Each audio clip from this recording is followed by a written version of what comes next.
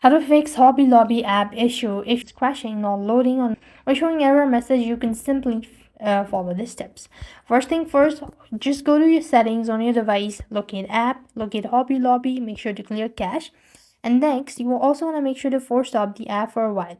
While you're in the same section, you might also want to make sure to check your internet connection, as sometimes it can be caused due to a poor connectivity as well. So you might want to check that too.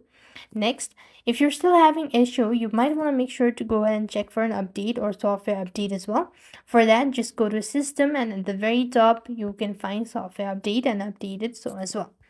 After which, you're still facing issue, just go to your app store, check for Hobby Lobby's update on our app store. And if you have update, you might want to make sure to go ahead and do that. And at the same time, restart the device. That should definitely help you out. So these are a couple of things you could try in order to fix Hobby Lobby app issue. I hope the video was helpful.